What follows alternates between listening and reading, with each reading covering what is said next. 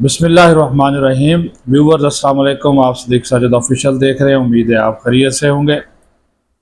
کیا شہباز شریف کی اپنی ہی حکومت پہ گرفت کمزور ہو رہی ہے اور وزیر اعظم کے پاس ان کی میز پر پڑی ہوئی دو رپورٹس ان کو فیصلہ کرنے سے، ان رپورٹس کے اوپر فیصلہ کرنے سے کون روک رہا ہے؟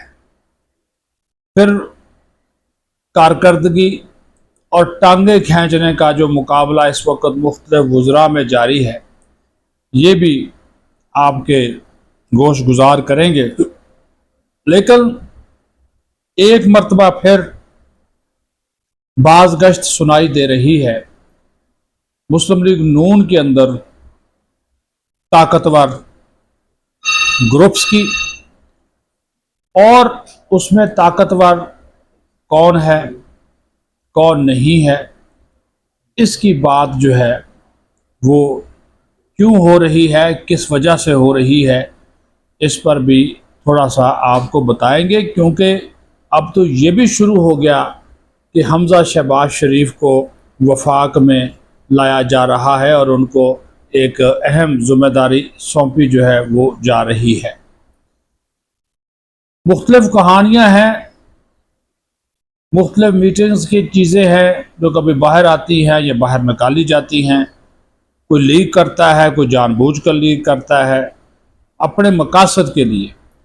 لیکن یہ ایک حقیقت ہے کہ وزیر اعظم شہباز شریف ایک بہترین مینیجر تو ہے، بہترین منتظم تو ہیں، لیکن ایک بہترین شاید وہ سیاستدان نہیں ہے، چیزوں کو ٹیکل نہیں کر پا رہے۔ اس کی وجہ یہ ہے کہ نواز شریف گروپ، شہباز شریف گروپ، مریم نواز گروپ، حمزہ شہباز گروپ یہ چل رہا ہے، یہ جھوٹ نہیں ہے، اس کے کہیں نہ کہیں پہ اس کا سر پیر موجود ہے۔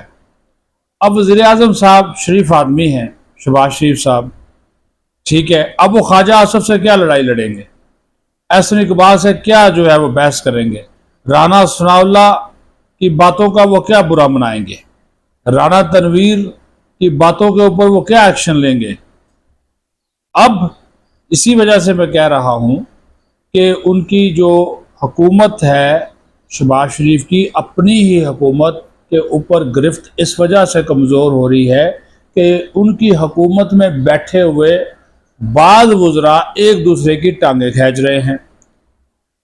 اس نے وہ اس ویلاگرز کو، اس اینکر کو انفارمیشن دیتا ہے، دوسرا اس کے خلاف دوسرے ویلاگر کو، دوسرے کو انفارمیشن دیتا ہے۔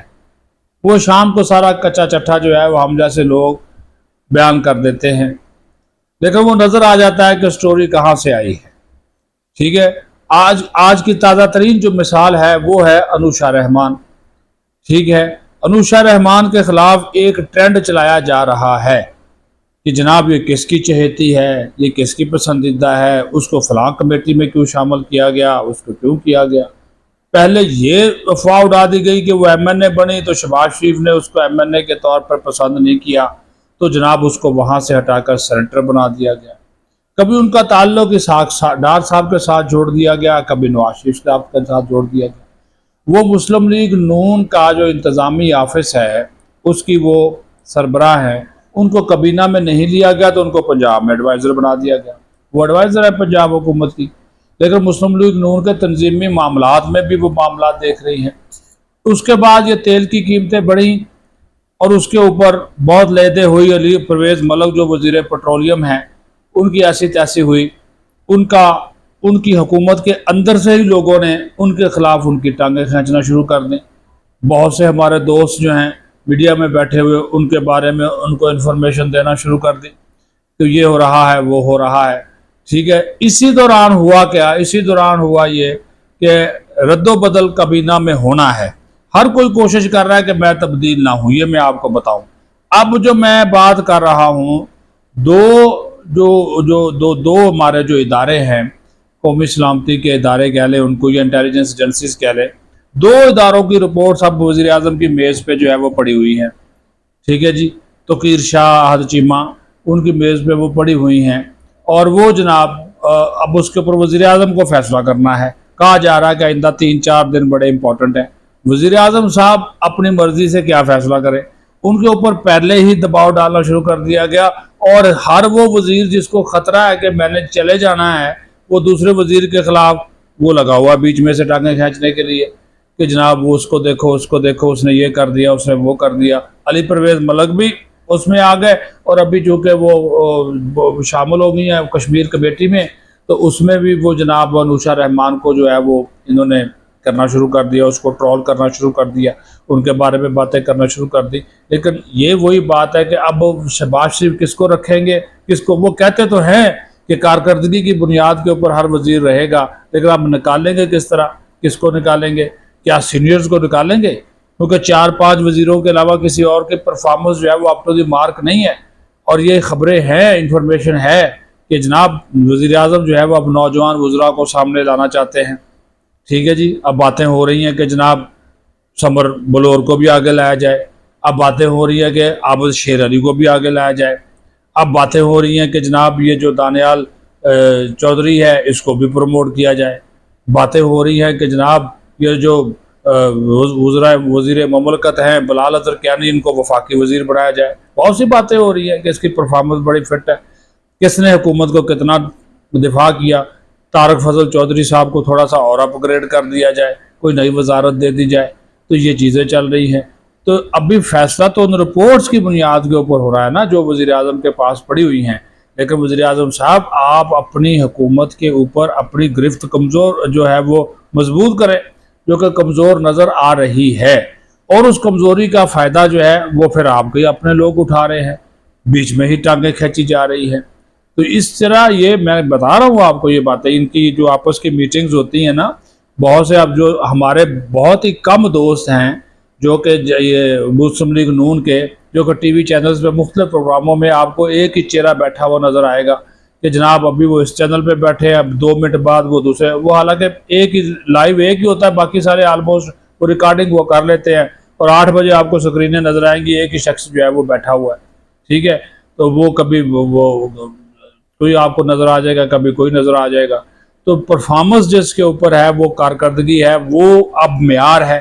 اب وزیر اعظم اس کے اوپر جو فیصلہ کریں وہ تو پھر سب کو ماننا پڑے گا، کیونکہ جو بھائی لوگ ہیں وہ بھی چاہتے ہیں کہ بھائی پرفارمنس تو دکھاؤ، کارکردگی تو دکھاؤ، وہ اور کارکردگی نہ دکھانے کی وجہ سے سارا ملبہ اس طرف چلا جاتا ہے کہ جناب یہ تو ان کے ہیں، یہ تو ان کے لائے ہوئے پودے ہیں، تو وہ پھر ساری بدنامی ان کے گلے پڑ جاتی ہے۔ وہ کہتے ہیں یار یہ عجیب بات ہے کہ اب اگر امیر مقام کو پورا خیبر پختونخوا دے دیا ہے تو کیا وہ خیبر پختونخوا میں پرفارم کر سکے، اختیار ولی جو ہے وہ پرفارم کر سکے، تو اس وجہ سے وہاں پہ نئے لوگوں کو موقع دیا جائے۔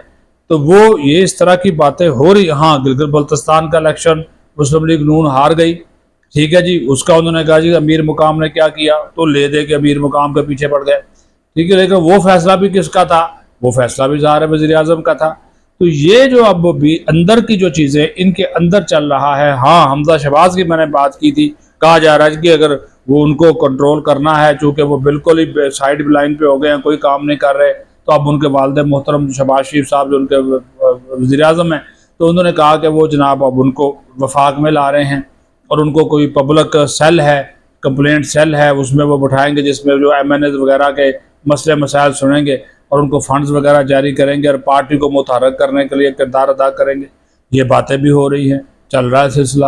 تو یہ ساری جو چیزیں چل رہی ہیں آ رہا ہے، تو یہ نون لیگ کے اندر کچھ کھچڑیاں ایسی پک رہی ہیں کہ اس کھچڑی میں سے ہر کوئی جو ہے وہ کھانا تو چاہتا ہے، لیکن اسی کے اندر جناب کسی نے کوئی روڑے شوڑے بھی ڈالے ہوئے ہیں، کوئی اس میں کوئی مرچ مسالہ بھی زیادہ ڈالا ہوا ہے، کسی نے نمک زیادہ ڈالا ہوا ہے کہ کھچڑی کا مزہ ہی نہ آئے۔